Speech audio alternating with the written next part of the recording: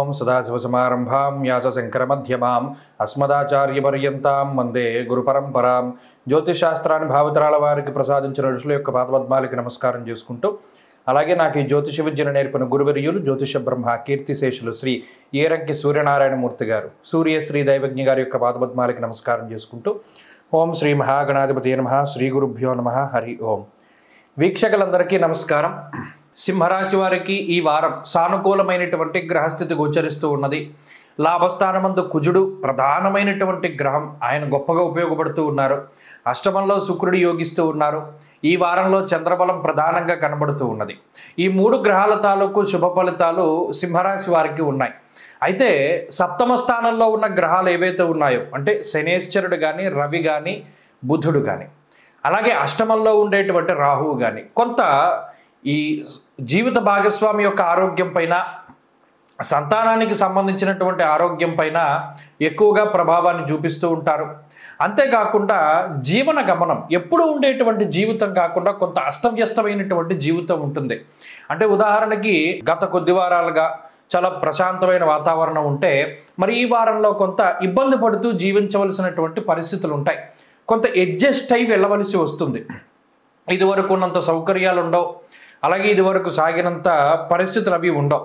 మరి ఈ వారంలో కొంత అడ్జస్ట్ అయి జీవనాన్ని ముందుకు సాగించవలసినటువంటి పరిస్థితి. ఎప్పుడెప్పుడు అడ్జస్ట్ అవుతామో, ఏదైనా వేరే ప్రాంతానికి వెళ్ళినప్పుడు, ఎవరింటికైనా వెళ్ళినప్పుడు కొంత అడ్జస్ట్ అయ్యి, మన ఇంట్లో ఉన్నంత సౌకర్యాలు అక్కడ ఉండవు. అలాగే ఏదైనా వ్యాపారం పని మీద వేరే ప్రాంతం వెళ్ళినప్పుడు కూడా అంతే.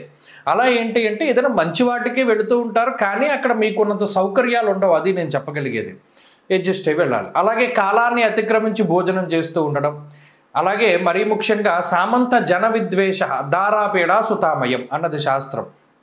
ప్రత్యేకించి మీ కింద ఉంటూ మీ వల్లే జీవనాన్ని సాగిస్తూ ఉన్నటువంటి వాళ్ళు మీకు ప్రతికూలంగా మాట్లాడతారు. ఇది చాలా వింతగా ఉంటుంది. వాళ్ళకి మీ వల్లే జీవనంలో భుక్తి ఉంటుంది, అయినప్పటికీ వాళ్ళు మీకు వ్యతిరేకంగా మారుతూ ఉంటారు. దీనివల్ల కొంత మానసికమైనటువంటి అశాంతి, అలాగే సంతానానికి, జీవిత భాగస్వామికి ఆరోగ్యపరంగా చిన్న చిన్న సమస్యలు వస్తూ ఉంటాయి.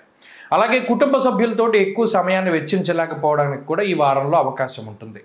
ఈ వారంలో ప్రత్యేకించి ఉద్యోగ వ్యాపారాల్లో ఎక్కువగా నిమగ్నమవుతూ ఉండడం, తీరిక లేనటువంటి సమయాన్ని గడుపుతూ ఉండడం, లేదా మరి ఇతరత్ర ప్రయాణాలు ఎక్కువగా చేస్తూ ఉండడం, విదేశీయానానికి సంబంధించినటువంటి విషయాలు ముందుకు సాగడం, శుభ కార్యక్రమాలు, తీర్థయాత్రలు, పుణ్యనదీ స్నానాలు, దైవ దర్శనాలు, ఇటువంటి వాటిని చేస్తూ ఉండడానికి అవకాశం ఉంటుంది.